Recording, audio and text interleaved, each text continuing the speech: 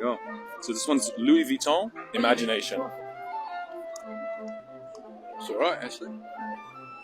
It's all right until he finds out the price tag of that fragrance. I've been noticing recently the rise of fragrance street interview videos. Of course, this copies the famous format that a lot of other categories on the internet follow. What's one move in bed that makes a man go crazy every time? I do think they're quite interesting to watch because, of course, as fragrance collectors, we have our own point of view.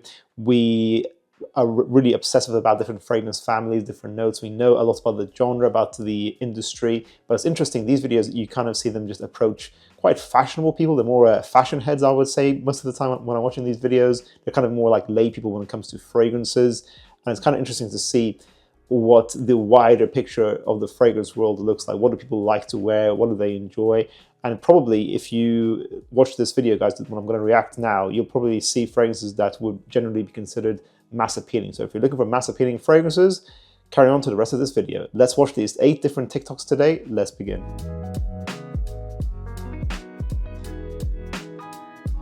If you guys don't know, we have our own fragrance brand called Atrium, where we are trying to introduce and explore new creative ideas in men's perfumery. You can get a well-rounded collection in one purchase through acquiring our discovery set of our Curiosity collection, which is now available. Use the link in the description down below. What is your favorite cologne? A bit of an unfamiliar one, brand from Dubai, and it's called Ahmed Maghribi. So they make those kind of oud fragrances.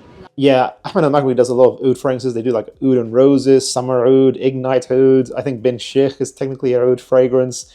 That's what they're known for. For me, I only have one of their fragrances. That's Kaaf, which is a great summer, freshy, very long lasting beast mode, kind of in the Percival style. Not an oud fragrance, but very good also. And it's my favorite. Top one would be oud roses. It's more of a nighttime one, but I shower in it all day. I would say it's a winter vibe. And the second one will be summer oud.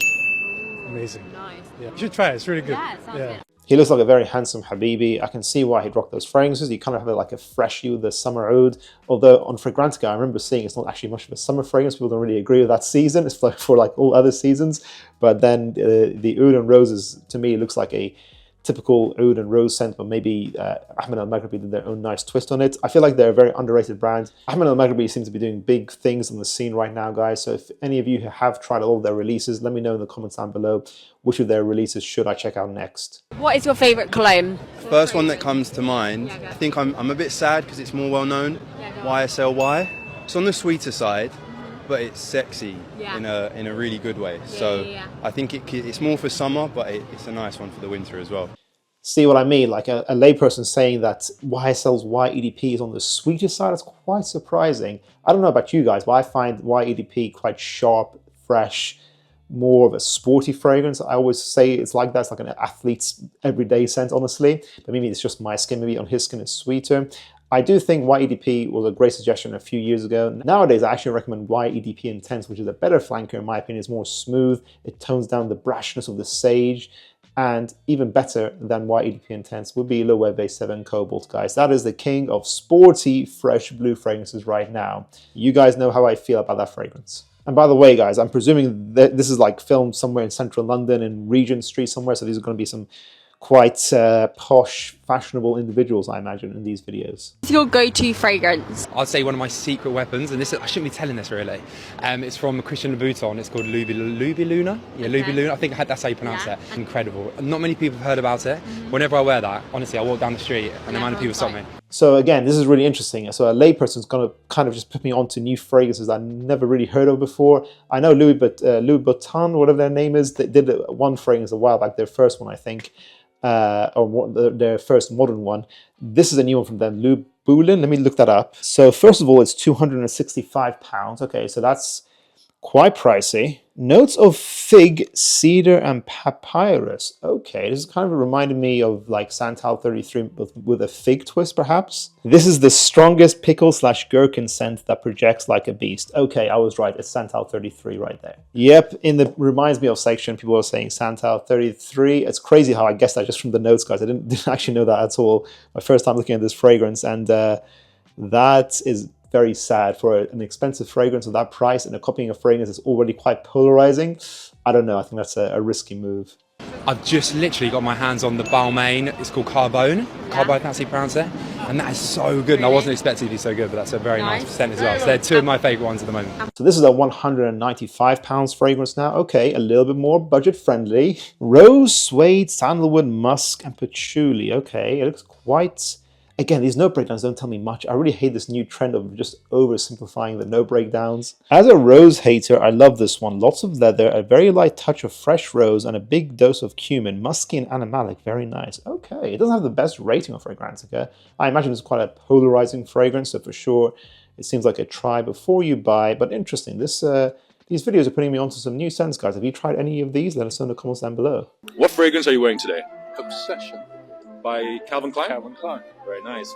Obsession, that's quite a nice, I think it's like a cinnamon honey fragrance, I want to say. I haven't tried the original Obsession in a long time. I remember it just smelling a bit musky, a little bit old school. It smells a little bit outdated, to be honest with you. But for this mature gentleman, maybe it's his classic go-to, so maybe it works for him. But what do you guys think about CK Obsession nowadays? I kind of don't really see it being talked about anymore, maybe for good reason. What else do you have in your collection at home? Eternity, Excess. Okay, CK Eternity I still think is a classic. My uncle wears that fragrance, and I think it's a beautiful, fresh, aromatic fougere that still works. I think it's a timeless creation, honestly, but it doesn't last the longest from what I remember. Excess, the original, I believe smells similar to Creed Himalaya, so if you want to try out Excess, which I think is quite a tricky fragrance to find from Rabanne these days. If you want to try it Himalaya by Creed instead. That DNA is like sandalwood, musky, quite clean. It's a nice DNA, it's quite inoffensive. Might not be worth the price tag that Creed asks for though. The original one, which doesn't exist anymore. It's a Paco Rabanne? Yeah. Love it. There we go. So this one's Louis Vuitton, Imagination. It's alright, actually. It's all right until he finds out the price tag of that fragrance. I wasn't expecting it. And it's the real stuff. We've just decanted it. It's good. It's a summer. It's a daytime summer. 9 out of 10? I'd be tempted to buy it, actually. Really? So I'd give it an 8. What would I give Imagination? I can't remember what I gave it in my buying guide, but these days maybe a 7, 7.5. I still prefer Immensity personally. I feel like that doesn't get enough love. I don't know, guys. Am I crazy for preferring Immensity over Imagination? I don't know. Do you have a favorite fragrance? The most popular fragrances in street scents. At 3, Byredo. Yeah. Bal d'Afrique. Great scent. I did a buying guide, like a mini buying guide of Byredo back in the day. Bal d'Afrique, I think, was my #1 from them. This is just iconic. As soon as you smell this, you'll just know that this is Byredo, and this is why a lot of people wear this fragrance in London. It reminds me of like a nice floral, musky, ambery, watery scent. I feel like Byredo have this very chic airiness to them that is unique to their style. If you want to try them out, guys, go ahead and get their discovery set. It's really good, actually. You can really appreciate their style through those fragrances they give you. I do. Byredo, Bal d'Afrique. Wear Byredo. Which one? Bal d'Afrique. Okay, fair enough. You know what? I do feel like in London, you can smell that fragrance quite frequently. I remember smelling it. I remember, like, if you go back to that buying guide, I think I said in that video that I recognized the scent around London. I did not know it was Bal d'Afrique until that time. As soon as I sprayed this, I was like, yep, I've smelled this fragrance lots of times before on other people. I didn't know what the name was, but now I do. I do feel like, yes, a lot of guys in London do wear this fragrance. It's like a very chic, fashionable scent, in my opinion. That's how I would describe it. It's a Swedish brand, I want to say Byredo is.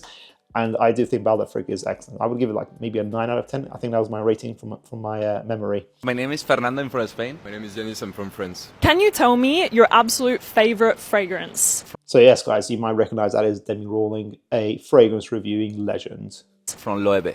As a good Spanish. Yeah, that's it. It's actually number 7. So I think it's like quite soft. Ooh, Loewe number 7. I've only tried 7 Cobalt, of course, and I've tried another 7 flanker, but I haven't tried the original 7. Let me know, guys, do you want to see a Loewe buying guide? This Spanish gentleman is being very patriotic, rocking his hometown brand. Kind of a lime flavor, so it's really for daily basis. Nice. Yeah. Easy to wear. Yeah. My fragrance is from MFK. It's a Grand Soir. Oh, so classy. What a great fragrance. What did you wear today? Calvin Klein one. Yeah. Classic one. Yeah, the classic one. Easy for the office. Yeah, that's it. The same one I told you, like Grand Soir from MFK. Okay. Wear that to the office? Yeah. That's nice. Yeah, there are some people like that. I had a friend who wore Black Orchid no matter the situation. He could be at work, he could be at the grocery store, he could be at the beach. He's rocking Black Orchid. That was his signature. Maybe I'm exaggerating, but I remember he's just always wearing it no matter the season, no matter what. And some guys exist like that. They like to just wear their sweet, crazy scents like as their signature no matter what in any scenario. Grand Soir is great though. It's a very simple amber vanilla fragrance, but it smells high quality, just done really nicely, very elegant and classy, as Demi said. It's a bit of a shame that the Loewe guy went down to CK1. I do think that's a big downgrade, like bro. I feel like in fragrances, once you get a slice of that good life, I don't know how people go back down to something like CK1. I feel like that's like your first fragrance as a teenager. Maybe I'm being a snob, guys. I do think that's a big downgrade. What is your favorite fragrance? I would say my favorite perfume is Tom Ford for sure. Which one? I have so many. The Ébène Fumé, Lost Cherry, and Oud Wood. Ébène Fumé, I was very disappointed by that fragrance. It smells a bit smoky, woody. To be honest, it kind of reminded me of a more simplified version of Halfeti. I would get Halfeti instead by Penhaligon's. That's just from memory, guys. Maybe I'm wrong in that, but I just remember it being very underwhelming for how expensive that fragrance is. Lost Cherry kind of has an interesting opening. I would say it's more feminine, so fair enough for this lady here. But I do think the dry down is a little bit boring. I do think it's very overpriced once again. I can't remember my buying guide now. What did I say was my favorite cherry from them? Maybe Electric Cherry. Maybe that was my favorite from them. Maybe that was more interesting. But the cherry fragrances in Tom Ford in general are a bit boring. Go for Aaron Terence Hughes Raw Cherry or Raw Cherry Extreme. I feel like that's a more interesting cherry scent. And of course, Oud Wood is a classic. Okay, I love Oud Wood. I give her that one. That's a very good fragrance. Tuscan Leather, Santal Blush. For me, I really love masculine perfumes. Santal Blush, I really like that fragrance. It's a shame more people don't talk about it. I just love the creamy sandalwood vibes from it. I do think a slightly better fragrance perhaps nowadays, so it's a bit more complex, a bit more worth the price, but has sandalwood in it, would be Encelade by Marc-Antoine Barrois, because I just feel like it has more things going on. It's a bit more polarizing, but if you love sandalwood, that's a great scent. That's beastly. Tuscan Leather, I don't really think you need to get it because Rasasi La Yukawan is like a third of the price and kind of makes it redundant. Honestly, it's very similar. Oud Wood, if you want to pay a similar price for a clone, you can go for Thameen's Carved Oud, because some people don't like the modern formulations of Oud Wood. It's not as rich, some people might say. Carved Oud smells expensive, more expensive than Oud Wood in modern formulations, and it's longer lasting. For me, I really love masculine perfumes. Yeah. Like very strong perfumes that also men could use and I could share with my boyfriend, for example. Also, I think the bottles are very beautiful. So good. So they all look very nice in my bathroom. Yeah. Ooh, okay. Like, green flag is that she's saying she will share her perfumes with her boyfriend. That's cool. But then she mentioned at the end that she had to ruin it with lining them up in her bathroom. Guys, watch my how to store fragrances video when you get a chance. Come on, guys. We can't be allowing this to happen, especially with expensive fragrances like Tom Ford. Come on, that's going to ruin them. It's interesting about the packaging about Tom Ford. I do think, I agree with her. It feels cool to own a Tom Ford fragrance. They look cool when you own that private blend bottle, but at the same time, I just know they're cheap and tacky. Like, at their price range, they should be like not plastic. They should be real glass. But at the same time, there is something endearing about them. What do you guys think about the Tom Ford private blend packaging? And of course, we have to finish off this video with a classic, a certified classic from Jeremy. This is kind of a street interview video. We're going from Demi style to Jeremy style. Let's see how it is. What fragrance are you wearing? You smell like caramelized ginger. It smells good. Dior. Dior? Which one? I just imagining like Jeremy doesn't even know this lady. I feel like he just put on his selfie camera and just walked up to her and just said that to her. That would be so funny if that was the case. You just never know with Jeremy. Hypnotic Poison. Hypnotic Poison. Yes. I like it a lot. Me too. Since I am a child, really. Great. All my life, yeah. Check this out. All right, guys. Well, check this out. Check it. Okay, cool. Yeah, good vibes. That's a nice video. Dior Hypnotic Poison. I think I've tried it in the stores potentially at one point. But yeah, guys, cool video. Good vibes by Jeremy. Great stuff. So let me know, guys, what are your thoughts on fragrance street interview style videos? Do you feel like they are entertaining? I feel like they've made a recent meteoric rise. I feel like they're going to be around for quite a while. Do you think they're interesting to watch or not? Let us know your thoughts in the comments down below. What are your thoughts on my opinions on the fragrances that I've talked about today? If you guys enjoyed this video, make sure to check out our recent video on TikToks discussing fragrance addiction, a more serious topic up here. I'll see you guys in the next one. Bye.